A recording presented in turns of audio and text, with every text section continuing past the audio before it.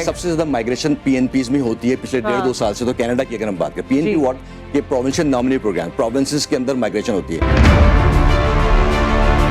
یہ وہ کنسلٹنٹ جو آپ کو یہ کہتے ہیں کہ نہیں اس کی کوئی ضرورت نہیں ہے آئلٹس وغیرہ کی, کہ آپ کو پتہ بھی نہیں چلتا, وہ کہتے ہیں پیسے دے دیں, آپ نے جمع کرا لیے, جمع کر رہے ہیں 100 لوگوں سے پیسے جمع کیے, اس کو اپنی فنڈنگ کی, اور ان سے یہ بھی کہہ دیا ان کو کہ ہم آپ کو اگر کام نہیں ہوا تو واپس کر دیں گے, ریفنڈ کر دیں گے. وہ اس میں خوش ہوتا ہے اور اس کے اندر اس جال میں پھنس جاتا ہے.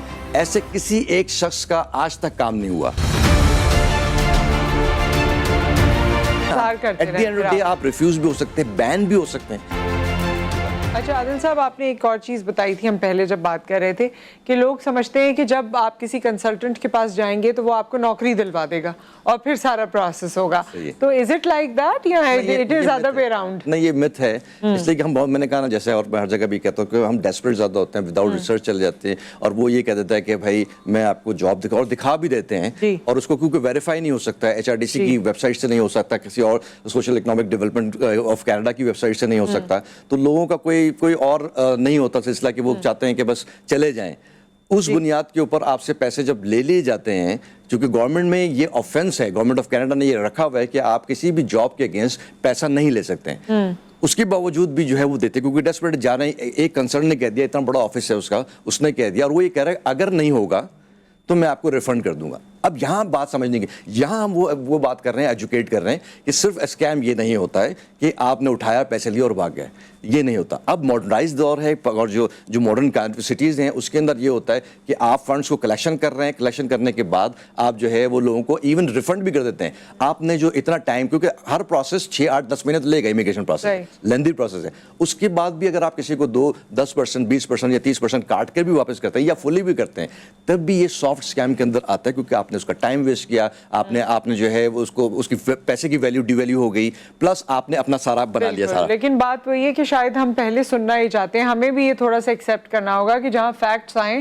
اسے ابزارب کرنے کی کوشش کریں. کچھ ایسے بھی ہوتے ہیں کہ جو افینڈ ہو جاتے ہیں, ہمیں بھی افینڈ ہو جاتے ہیں. بالکل, زیادہ تر لوگ افینڈ ہوتے ہیں. اگر آپ انہیں حقیقت بتائیں وہ پیسہ ضائع کر دیں گے, لیکن یہ ہے کہ وہ اپنی حقیقت ایکسیپٹ نہیں کریں. ہم نے کہا کہ بھئی آپ 5 بینڈ کے اوپر ہیں یا 4.5 پہ, آپ کا نہیں ہو سکتا فی الحال, امپروو کریں نا, نہیں آپ کروا کے دیں.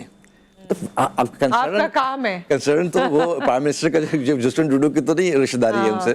تو اب بات یہ ہے کہ یہ حقیقت کو ہمیں سمجھنا پڑے گا, ابزارب کرنا پڑے گا کہ اگر کوئی آپ کو منع کر رہا ہے, آپ کی بھلائی کے لیے کر رہا ہے, آپ کسی کو پیسے دے کے خوش ہو سکتے ہیں اور آپ کہیں گے یہ, اور at the end of the day آپ ریفیوز بھی ہو سکتے ہیں, بین بھی ہو سکتے ہیں. یہ اس کانسیکوینسز سے ہماری چونکہ قوم بڑی دلیر ہے اور جو ہے نا وہ بڑا کچھ بھی کر لیتی ہے, وہ کہتے ہیں کوئی مسئلہ نہیں. اچھا, یہ جو فیک ایجوکیشنل ڈاکیومنٹس ہیں یا باقی ڈاکیومنٹس بنا لیتے ہیں, یہ پکڑے جاتے ہیں؟ پکڑے جا سکتے ہیں اور جانے بھی چاہیے. لیکن اگر کوئی پولیس رات, اگر کوئی ایسی کوئی نکل گیا تو ریئر کیس ہے, لیکن اس میں کوئی انکریجمنٹ نہیں ہونا چاہیے.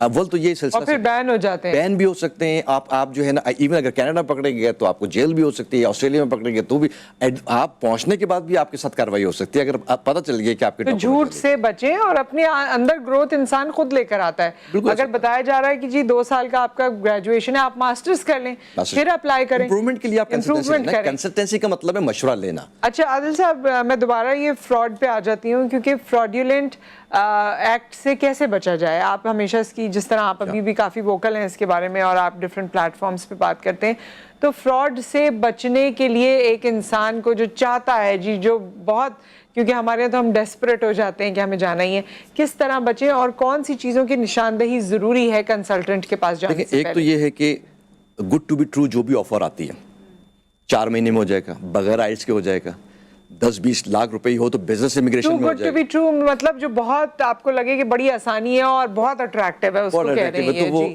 وہ آسانی سے, تو اس کو جانچنا, اس کو 4-5, دیکھیں آپ 4-5 ڈاکٹر سے بھی تو کبھی مشورہ لیتے ہیں نا, کبھی کوئی بیماری سیکنڈ اوپینین لیتے ہیں. تو ایک تو کوشش یہ کریں کہ سیکنڈ اوپینین کریں. دوسرا یہ کہ کمپنی کی اپنی لیجیٹمیسی کو چیک کرنا بہت ضروری ہے, خاص طور پہ کینیڈا کے معاملے میں, کہ وہ رجسٹرڈ یا آتھرائز ہے یہ نہیں ہے, کہ کہ ऑथराइज कंसल्टेंट्स हैं या डायरेक्ट रजिस्टर्ड जो कैनेडियन हैं उनके साथ आप काम कर रहे हैं नहीं कर रहे हैं, क्योंकि वो मोस्टली 99.9% वो आपको फ्रॉड नहीं करेंगे या आपको जो है ना वो डिच नहीं करेंगे, तो उनको देखें। प्लस उसके ऊपर ऑन टॉप ऑफ इट, क्योंकि बात तो ये आ जाएगी ठीक है हम 8-10 जितने भी ऑथराइज काम कर रहे हैं हम उन तक आ गए, इनको छोड़ दिया, अनऑथराइज को छोड़ दिया, तो उसके बाद अब इनको कैसे आप मवाजना करेंगे, कंपेयर कैसे करेंगे।